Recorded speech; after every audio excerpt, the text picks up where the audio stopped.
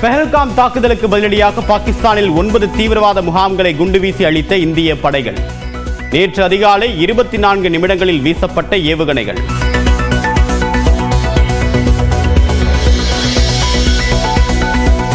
ஜெய்ஷ் இ முகமது தீவிரவாத இயக்கத்தின் தலைமையகம் உள்ள பவல்பூரில் வீசப்பட்ட குண்டுகள்.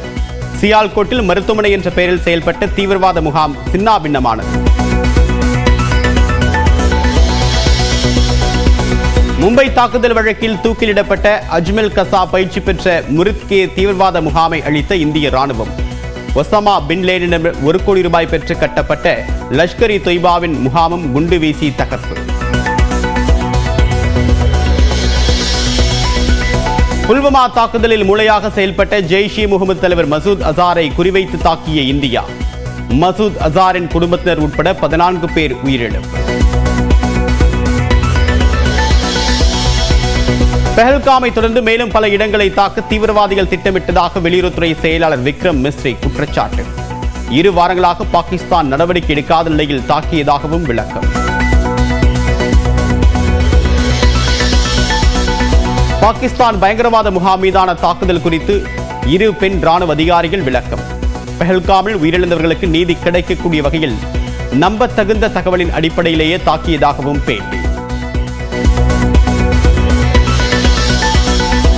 குடியரசுத் தலைவரை நேரில் சந்தித்து பயங்கரவாத முகாம்கள் மீதான தாக்குதல் குறித்து விளக்கினார் பிரதமர் நரேந்திர மோடி.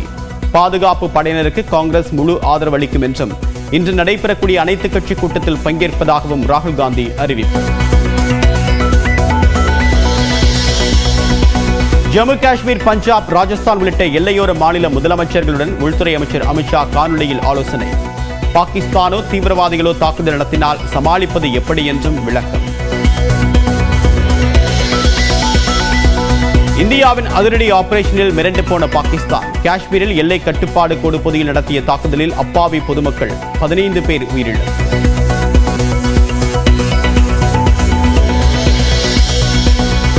முன்னெச்சரிக்கை நடவடிக்கையாக ஸ்ரீநகர், சண்டிகர் உட்பட 25 எல்லையோர மாநில விமான நிலையங்கள் மூடப்பட்டன. தர்மசாலா விமான நிலையம் மூடப்பட்ட நிலையில் IPL போட்டி அங்கு நடைபெறுமா என்ற கேள்வி.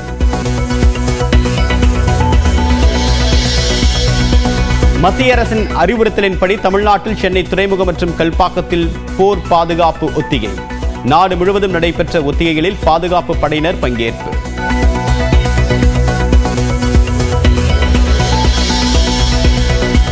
தமிழ்நாட்டில் 8 லட்சம் பேர் எழுதிய +2 தேர்வு முடிவுகள் இன்று வெளியீடு. மாணவர்கள் அளித்த செல்போன் எண்களுக்கு முடிவுகளை அனுப்ப ஏற்பாடு.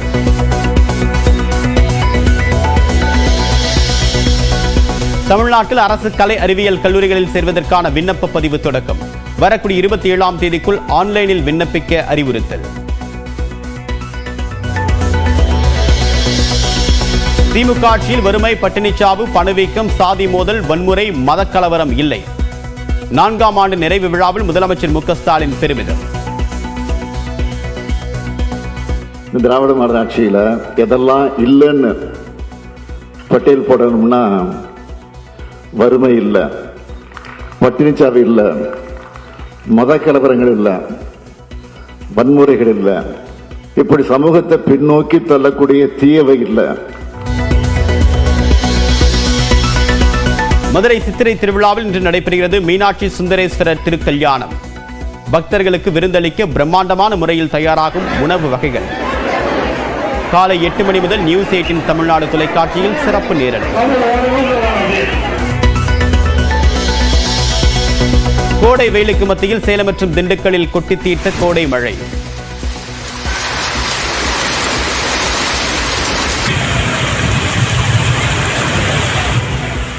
ராசிபுரத்தில் இடி மின்னலுடன் பெய்த மழையின் காரணமாக மின் விநியோகம் துண்டிப்பு.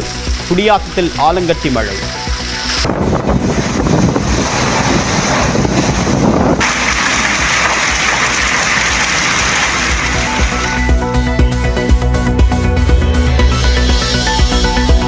புதிய போப்பை தேர்வு செய்வதற்காக நடைபெற்ற முதல் நாள் கூட்டத்தில் முடிவு எட்டப்படவில்லை. வாட்டிக்கனில் உள்ள சிஸ்டைன் தேவாலய புகைப்போக்கிலிருந்து வெளியேறியது கரும் புகை.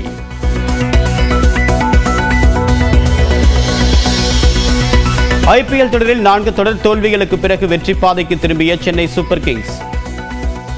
பிரேவிஸின் அதிரடியில் கொல்கத்தாவுக்கு எதிரான போட்டியில் 2 விக்கெட் வித்தியாசத்தில் த்ரில் வெற்றி.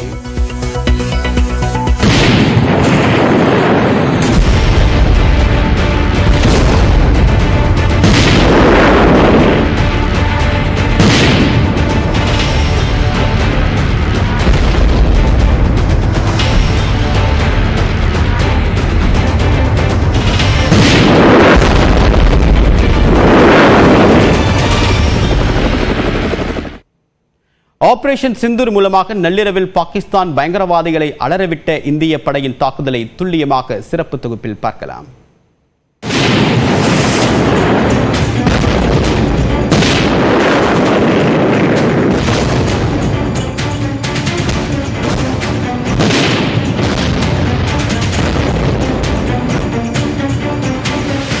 புதன்கிழமை அதிகாலையில் பாகிஸ்தானில் செயல்படும் தீவிரவாதிகளை அலறவிட்ட இந்திய படைகளின் அதிரடி தாக்குதல்தான் இது.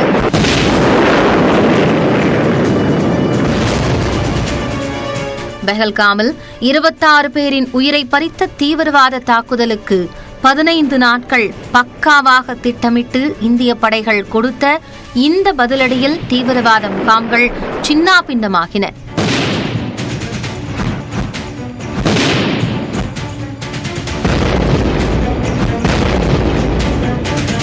புதன்கிழமை அதிகாலை 1:05 மணிக்கு ஆபரேஷன் சிந்தூர் என்ற பெயரில் பாகிஸ்தான் மற்றும் பாகிஸ்தான் ஆக்கிரமிப்பு காஷ்மீரில் செயல்படும் தீவிரவாத முகாம்கள் மீது தாக்குதலை தொடங்கியது இந்தியா.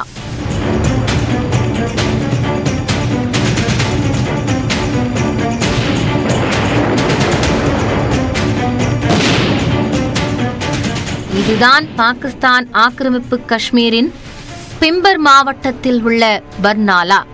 இந்தியாவிற்குள் தீவிரவாதிகளை அனுப்பும் முன் இந்த முகாமில்தான் அவர்களை தயார் நிலையில் வைத்திருக்கும் லஷ்கர்-இ-தொய்பா தீவிரவாத அமைப்பு.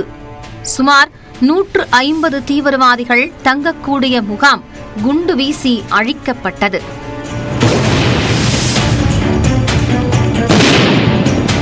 இது பாகிஸ்தான் ஆக்கிரமிப்பு காஷ்மீரில் உள்ள கோட்லியில் ஹிஸ்புல் முஜாஹிதீன் மற்றும் ஜெய்ஷ்-இ-முகமது தீவிரவாத அமைப்புகளின் பயிற்சி மையங்கள் சின்னாபின்னமான காட்சி.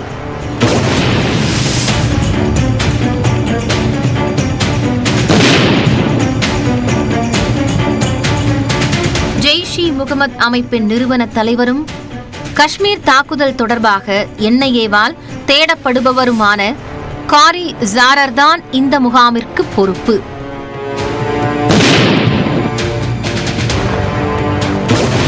பார்க்கும் இந்த சர்ஜால் பகுதி இந்திய எல்லையில் இருந்து வெறும் 6 கிலோமீட்டர் தூரத்தில் பாகிஸ்தானிற்குள் இருக்கிறது. பூமிக்கு அடியில் சுரங்கம் தோண்டி இந்திய பகுதிக்குள் தீவிரவாதிகள் நுழைவதற்கான இந்த முக்கியமான பகுதிகளில் இந்திய படைகளின் தாக்குதலில் இருந்து தப்பவில்லை.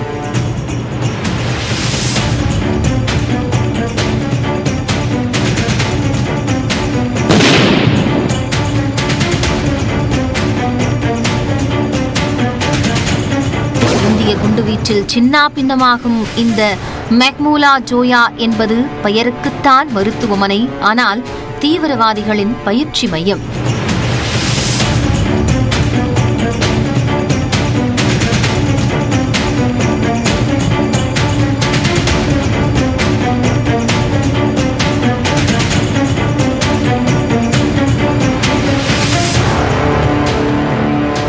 லஷ்கர்-இ-தொய்பா 25 ஆண்டுகளாக ஆண்டுக்கு 1000 பேருக்கு பயிற்சி அளிக்கும் இம்மையத்தின் மீது அடுத்தடுத்து 4 முறை இந்திய படைகள் தாக்குதல் நடத்தி அழித்த காட்சி இது.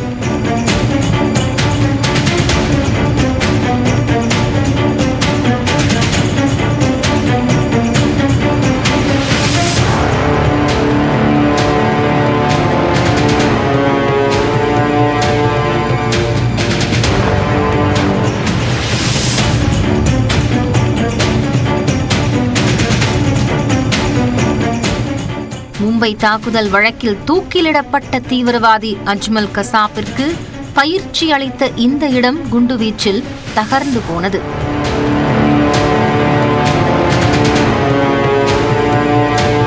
அடுத்த முக்கியமான தீவிரவாத தளம் பஹ்வல்பூரில் உள்ள இந்த பகுதி. இங்கிருக்கும் ஜெய்ஷ்-இ முகமது தீவிரவாத இயக்கத்தின் தலைவர் மசூத் அசாரின் வீடு இந்திய படைகளின் தாக்குதலில் கடுமையாக சேதமடைந்தது.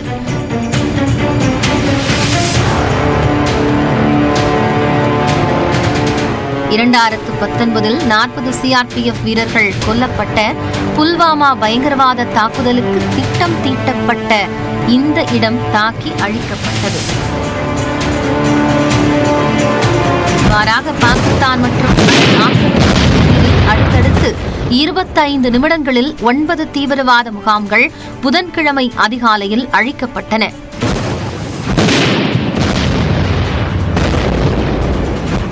அதே நேரம் பாகிஸ்தானைச் சேர்ந்த பொதுமக்களை குறிவைத்தோ பொருளாதார முக்கியத்துவம் வாய்ந்த இடங்கள் மீதோ அந்நாட்டு ராணுவம் மீதோ எந்த தாக்குதலும் நடத்தப்படவில்லை என ராணுவம் தரப்பில் விளக்கமளிக்கப்பட்டுள்ளது. இந்திய படைகளின் ஒவ்வொரு தாக்குதலையும் பிரதமர் நரேந்திர மோடி கண்காணித்தபடியே இருந்தார்.